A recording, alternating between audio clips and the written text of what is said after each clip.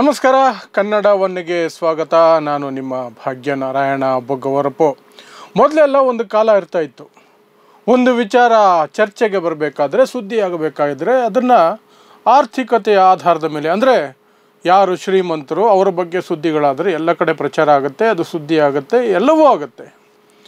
ಇನ್ನೊಂದು ಕಡೆ ಜಾತಿಯ ಆಧಾರದ ಮೇಲೆ, ಮೇಲ್ಜಾತಿ ಅಂತ ಕರೆಸ್ಕೊಳ್ಳೋರಿಗೆ ಏನಾದರೂ ಆದಾಗ ಏನೇ ನಡೆದರೂ ಸಹ ಅದು ಸುದ್ದಿ ಆಗುತ್ತೆ, ಗಲಾಟೆಗಳು ಆಗ್ತವೆ, ವಿರೋಧ ಪ್ರತಿರೋಧ ಎಲ್ಲವೂ ಆಗ್ತವೆ.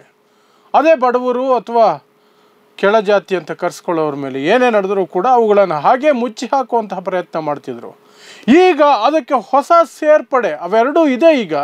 ಆದರೆ ಅದಕ್ಕೆ ಹೊಸ ಸೇರ್ಪಡೆ ಏನು ಅಂದರೆ, BJP ಆಡಳಿತದಲ್ಲಿ, BJP ಪಕ್ಷ ಆಡಳಿತ ಇರುವಂತಹ, ಸರ್ಕಾರ ಇರುವಂತಹ ಜಾಗದಲ್ಲಿ, ರಾಜ್ಯದಲ್ಲಿ ಏನೇ ನಡೆದರೂ ಸಹ ಅದನ್ನು ಮುಚ್ಚಿ ಹಾಕಬೇಕು. ಅವುಗಳನ್ನು ಮೇಲಕ್ಕೆ ತರಬಾರ್ದು, ಜನರಿಗೆ ತಲುಪಿಸಬಾರ್ದು, ಜನರಿಗೆ ಗೊತ್ತಾಗಬಾರ್ದು.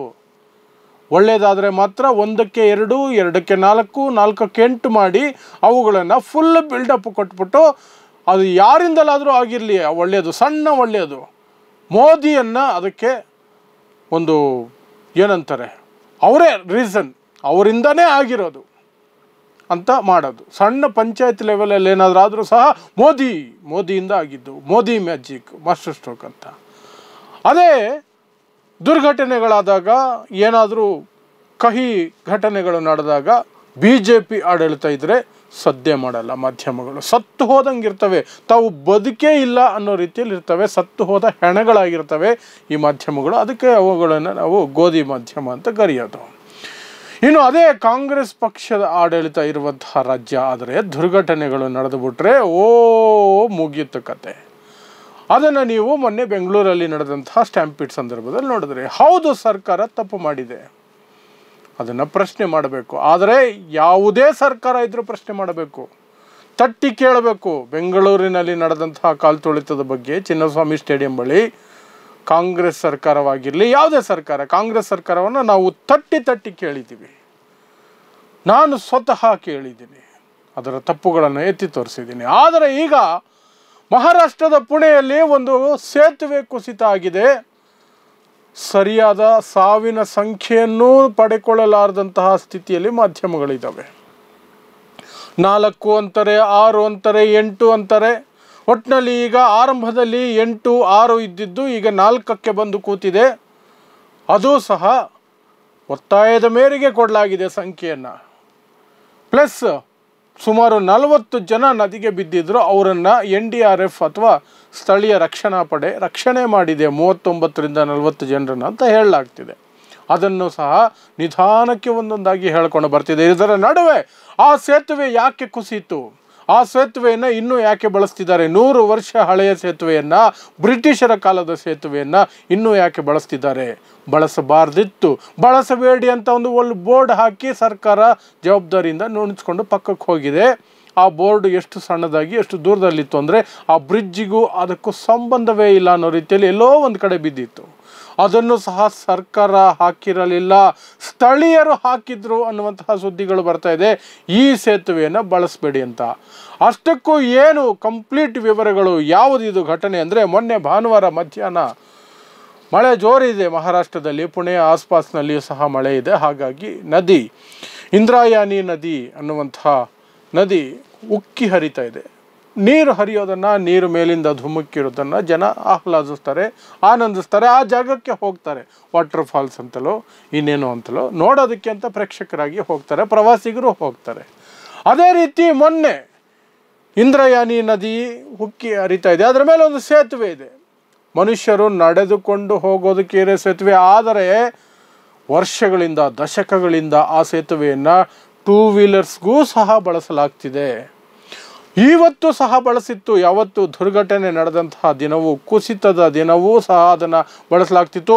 ಬೈಕ್ ಸವಾರರು ಸಹ ಬೈಕ್ ಸಮೇತ ನದಿಗೆ ಬಿದ್ದಿದ್ದಾರೆ, ಅದು ನಡೆದುಕೊಂಡು ಹೋಗೋದಕ್ಕೆ ಇರುವಂತಹ ಸೇತುವೆ. ಸೊ ಏನಾಯ್ತು ಅವತ್ತು? ಇಂದ್ರಾಯಣಿ ನದಿ ಉಕ್ಕಿ ಹರಿತಾ ಇದೆ, ಸುಮಾರು 100ಕ್ಕೂ ಹೆಚ್ಚು ಜನ ಆ ಬ್ರಿಡ್ಜ್ ಮೇಲೆ ಸೇರಿದ್ದಾರೆ. ಆ ಬ್ರಿಡ್ಜ್ 1926ರಲ್ಲಿ ಬ್ರಿಟಿಷರು ಕಟ್ಟಿದಂತಹ ಬ್ರಿಡ್ಜ್, ಅದು ನದಿ ದಾಟೋದಕ್ಕೆ ಅಂತ ಇದ್ದಂಥದ್ದು. ಅದು ಶಿಥಿಲವಾಗಿದೆ, ಅದನ್ನು ಬಳಸಬಾರ್ದು ಅಂತ ದೂರದಲ್ಲಿ ಸ್ಥಳೀಯರು ಹಾಕಿರುವ ಒಂದು ಬೋರ್ಡ್ ಇದೆಯಂತೆ. ಸ್ಥಳೀಯರು ಹಾಕಿರೋ ದೂರದಲ್ಲಿ, ಬ್ರಿಡ್ಜಿಂದ ಸ್ವಲ್ಪ ದೂರದಲ್ಲಿ, ಅದು ಸಣ್ಣ ಸೈಜಲ್ಲಿ ಹಾಕಿದ್ದಾರೆ. ಮೋದಿ ಫೋಟೋ ಹಾಕಿದ್ದಿದ್ರೆ ದೊಡ್ಡ ಸೈಜ್ ಹಾಕಿರೋರು.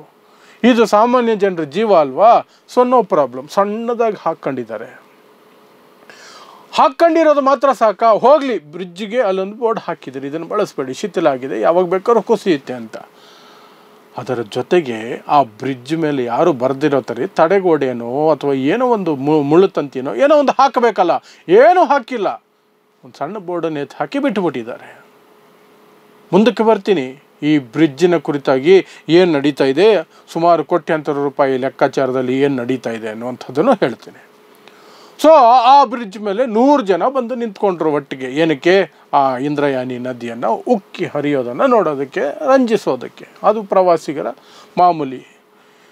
ದಿಢೀರಂತ ಆ ಸೇತುವೆ ಕುಸಿದು ಬಿತ್ತು. ಅದರ ಮೇಲಿದ್ದಂತಹ ಸುಮಾರು 50-60 ಜನ, 100ರಲ್ಲಿ 50-60 ಜನ ಮಧ್ಯದಿಂದ ಅರ್ಧಕ್ಕೆ ಕಟ್ಟಾಯ್ತದು, ಕುಸಿದು ಹೋಯಿತು. ಧಪ್ ಅಂತ ನದಿಗೆ ಬಿದ್ದರು.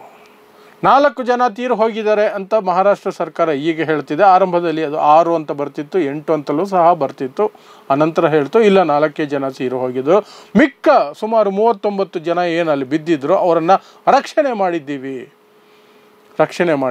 ಫೈನ್. 4 ಜನ ತೀರು ಹೋಗಿದ್ದಾರೆ ಅನ್ನೋದಕ್ಕೆ ಅವರೇ ಲೆಕ್ಕ ಕೊಟ್ಟಿದ್ದಾರೆ. ಓಕೆ, 4 ಆದರೂ ಜೀವ ಹೋಗಿದೆ. ಹೊಣೆ ಯಾರು ಹೊಣೆ ಇಲ್ಲ. ಪ್ರಶ್ನೆ ಕೇಳಬೇಕಾಗಿರೋದು ಯಾರು? ಯೂಶ್ವಲ್ ಆಗಿ ಪ್ರಶ್ನೆ ಕೇಳೋದು ಯಾರು? ಅದೇ ಮಹಾರಾಷ್ಟ್ರದಲ್ಲಿ ಈಗ ಸರ್ಕಾರ ಕಾಂಗ್ರೆಸ್ದು ಅಥವಾ ಶರದ್ ಪವಾರ್ ಅವ್ರ ಸರ್ಕಾರನೋ ಬೇರೆ ಯಾವುದೇ ಪಕ್ಷದ್ದು ಉದ್ಧವ್ ಠಾಕ್ರೆ ಸರ್ಕಾರ ಇದ್ದಿದ್ರೆ ಯಾರನ್ನ ಕೇಳ್ತಿದ್ರು? ಸರ್ಕಾರವನ್ನು ಹಿಗ್ಗಾಮುಗ್ಗ ಜಾಡಿಸ್ತಿದ್ರು. ಯಾರೋ ನಮ್ಮ ಮುದ್ದಿನ ಮಾಧ್ಯಮಗಳು, ಮಡಿಲ ಮಾಧ್ಯಮಗಳು, ಗೋಧಿ ಮಾಧ್ಯಮಗಳು. ಈಗ ಸುದ್ದಿನೇ ಇಲ್ಲ. 1 ಲೈನ್ ಸ್ಟೋರಿ ಅಷ್ಟೇ. ಸೇತುವೆ ಕುಸಿತು, ಜನ ಬಿದ್ದರು, ಸತ್ರು ಅನ್ನೋದನ್ನು ಶಬ್ದ ಇಲ್ಲದೆ ಸಣ್ಣದಾಗಿ ಹೇಳೋದು. ರಕ್ಷಣಾ ಕಾರ್ಯ ಯಶಸ್ವಿ, 39 ಜನರನ್ನು ರಕ್ಷಣೆ ಮಾಡಿಬಿಟ್ಟಿದ್ದಾರೆ, ಶಬಾಷ್. ಸತ್ತವರು ಹಾಳಾಗೋಗ್ಲಿ, ಚಿಂತೆ ಇಲ್ಲ. BJP ಸರ್ಕಾರ ಇದೆ, BJPಗೆ ಕೆಟ್ಟ ಹೆಸರು ಬಂದ್ಬಿಡುತ್ತಲ್ಲ, ಮೋದಿಗೆ ಕೆಟ್ಟ ಹೆಸರು ಬಂದ್ಬಿಡುತ್ತಲ್ಲ, ಫಡ್ನವೀಸಿಗೆ ಕೆಟ್ಟ ಹೆಸರು ಬಂದ್ಬಿಡುತ್ತಲ್ಲ. ಅದಾಗಬಾರ್ದು.